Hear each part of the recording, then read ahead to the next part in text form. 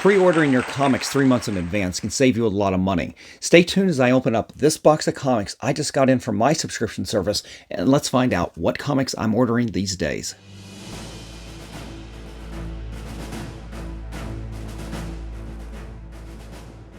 Welcome back, comic book fans. It's Rusty again with Collector Auctions, and today we're going to open up this box of comics that I got in from M&M Comics. M&M Comics is my monthly subscription service that I get most of my new comic books from. Now, you see me do plenty of new comic book day videos from Third Eye Comics specifically, but that is usually for the new comic books that I failed to pre-order or for ratios and variants that I may want to pick up and I didn't pre-order as well. But this right here, M&M Comics, I get these comics in once a month, and as you can tell, this box is a little thicker than maybe the last video when I did this a month ago. It means I've definitely picked up a few new titles, but we're going to get into it and we're going to find out what I ordered for this month. So sit back, let me open up the box, and we'll get into it and go over everything I picked up. 5 minutes later. All right, everybody, I found the knife. We're ready to go. I've got the box sitting here. Let's open it up. Let's find out what I pre-ordered. M&M does a pretty good job of packaging these books. I've only, in over 20 years of ordering with them, I've only had one order that came damaged, and they ended up giving me credit for the entire order. Unfortunately, they didn't still have copies of a lot of the books that I had pre-ordered that month, and I was able to go out and replace them, and I was a little upset because I got my money back, but it was the pre-order price that I got back. So going out and having to buy all those new comics at cover price ended up being a little bit more expensive than pre-ordering. And what did I say at the very beginning? You can save a lot of money by pre-ordering your comics. I get a 35% discount on generally every new comic book, and then some special cases there will be a higher discount, sometimes even up to 50% off a cover price. All right, so here we go. You can see it's packaged in here. Let's see if I can show it to you without disrupting everything. Got some big bubble wrap. It's in a giant type Gemini type of structure right here. So let's get into this.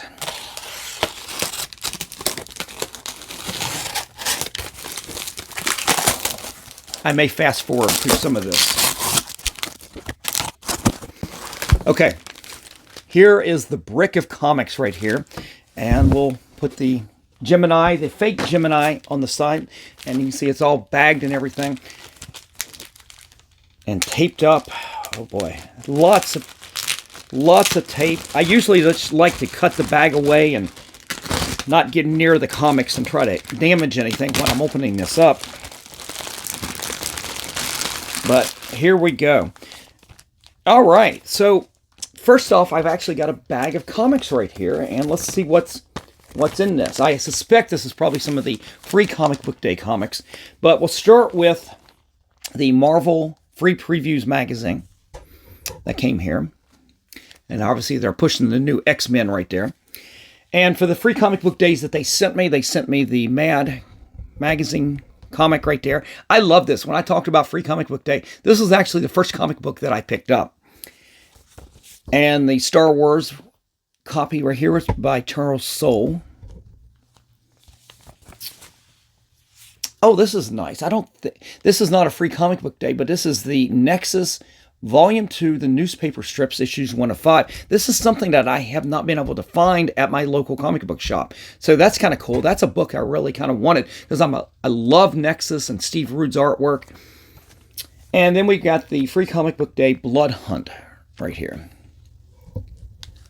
So that was kind of cool. Those are all free. And let's get into...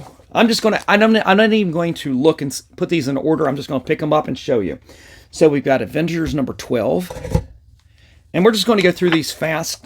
And I'll stop and talk about interesting things. The issue number 8 of the ongoing new Captain America story that I've enjoyed. I haven't enjoyed the art as much, but I do enjoy the story. My all-time favorite comic book over the last 20 years, Usagi Yojimbo. This is issue number 1 of The Crow. It's a 5-issue miniseries. Batman 146, Dark Prisons there. Really do like the artwork in the new Batman here. Who is this? Give me a second there. That's Jimenez. I should have known that, but I've enjoyed his artwork over the time on Batman here. This is Batman and Robin number 8. I don't remember ordering this. That's interesting. I'll have to go back and look at my pre-order and see if I actually did that. I ended up getting 2 facsimiles of this. It is the first appearance of the Teen Titans. This is Showcase. What issue is this? Showcase 54. And let's put the books down. You notice I'm just opening the books and showing them to you. I'm trying to be real careful. I didn't bag and board like I normally do. Oh, we've got the issue number 1 of Geiger. You can tell how old this order actually is. By this point, I've already bought this issue, met Jeff Johns at Third Eye Comics, got him to sign it. Then a week later, I go up to Philadelphia for Heroes, what was it? Not Heroes Con, what is it called? Fan Expo, and got the rest of the Ghost Machine team to sign, well, most of them that were there, to sign all these Ghost Machine titles, including getting, actually this one I take back. I didn't get this one re-signed because Gary Frank was not there. But the other titles, like this right here, Redcoat, I had already gotten Jeff Johns to sign it, so I ended up getting Brian Hitch to sign this, and Brad Anderson, the colorist, as well as Jason Fabok and Brad Anderson on Rook. Jeff Johns, again, had already signed this at Third Eye Comics. So those are pretty cool. You can see how late. That is one downside to doing this pre-order and then only getting your books in once a month. Sometimes books can hit really late, so you end up missing opportunities like that. Luckily, I've got the LCSs nearby. I can pick up the new comics pretty easy. The ongoing Avengers Twilight. This is issue number 5. Is this a 6-issue miniseries? I'm not really sure. We've got Ultimate Black Panther number 3. You've got Killmonger and Storm on the cover there. We've got the Roxanne Presents Thor number 1. The beautiful Greg Land cover right there. But what covers aren't usually really terrific from Greg Land. We've got the second issue of Spectacular Spider-Man. And let's move these down before we damage these. Issue number 2 of the Black Widow and Hawkeye series. I don't know why I continued with this. This was not necessarily a cover that I would have picked up. I've picked up some ratios on this that have been really good, but I don't know why I picked that up. I did get Fall of the House of X, even though I have stopped buying most, if not all, X-Men, but you've got this beautiful Brian Hitch cover. He's been doing a lot of covers for Marvel recently. I did pick up only one copy of Amazing Spider-Man 255, the facsimile. This is a book that will never get graded, as I've talked about facsimiles getting those graded in the past. This is, I don't even know why they would reprint this book. Is this a key? The issue after this is when they introduce Puma. Is there a cameo? Is there some significance to this book? Guys, you got to let me know, because I have no clue on that one. Here we got, oh, you can see Ultimate X-Men number 1. Wow. This order really did I did kind of miss a few things there. I'm glad I got this because I couldn't find it at my LCS. It sold out, was the facsimile, and I bought 2 of them of Showcase number 22, the first appearance of the new Green Lantern, and that is a book that I would always consider getting graded. It's such a major key in DC Comics. That right there would be pretty cool.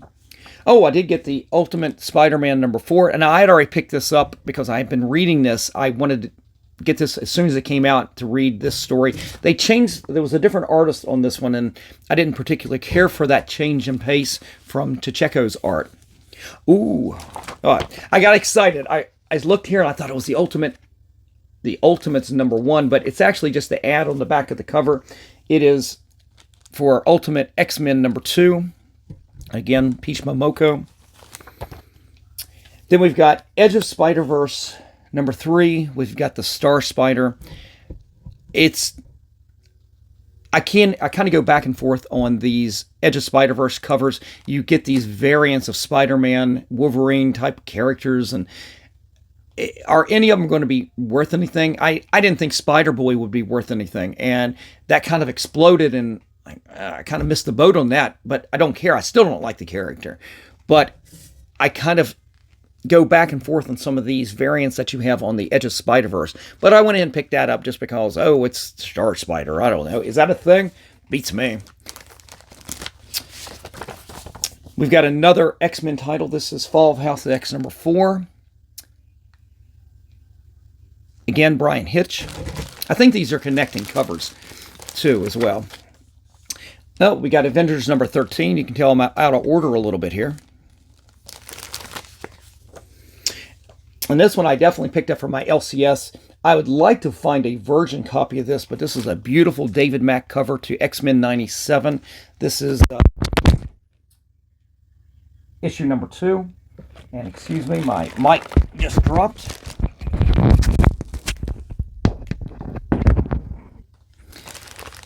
And continuing. Oh, I did pick this up. Issue number 3 of Wolverine Mandapore Nights. Yeah, it's a beautiful cover. Is that Andy Kubert? Nah, it's Philip Tan. Philip Tan did the cover right there. That's a beautiful cover. Not sure why I've been picking that up, because I don't know if I picked up the second issue or not. All right, let's put those down. All right, now here's a facsimile that I picked up multiple copies of, including the foils. I got 2 copies of X-Men 130, the first appearance of Dazzler. I don't know why this book is so popular.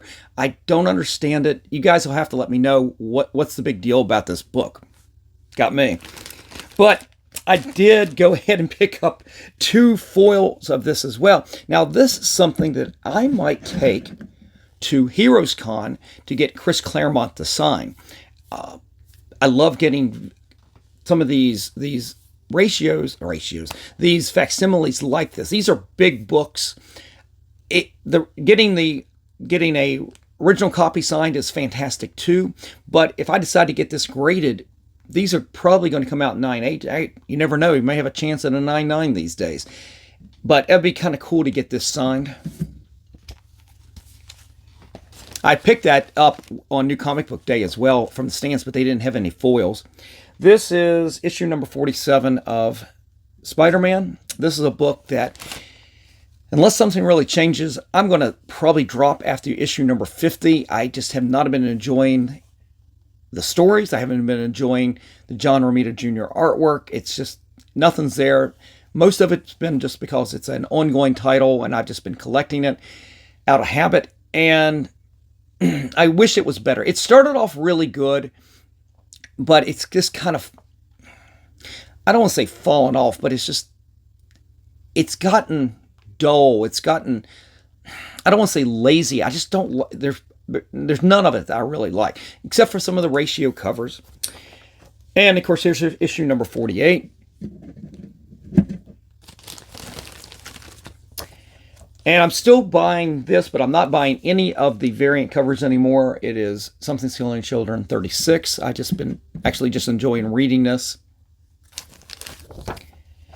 And finally, I got my copy of Blood Hunt number 1. Now, I've had this for over a month, so I've already got this copy, and I've already read it and everything, and I even bought the red line version as well. But there's issue number 1 of that, and only a few copies here. Oh, yeah, I definitely like this. This is an Art Germ, I believe, an Art Germ cover of Tigra for Blood Hunt. That's really gorgeous. Yeah, I remember this now, because this was the order where I ordered a bunch of variants for Bloodline, and I had to get this right here. And I wish I'd picked it up from this. This is one of the dangers of getting your books through the mail like this. You don't get to pick your books out. This is a beautiful, this is a John, who's the artist that does the negative space? John Christopher something, I can't remember. But got a nice little spine tick up there. But that's a beautiful blade cover right there. And then I bought one more variant cover right there. I think this is You. Lindell Hughes cover. It's a wraparound. That's pretty cool. I do enjoy his artwork. He's going to be at the Baltimore Comic-Con this year.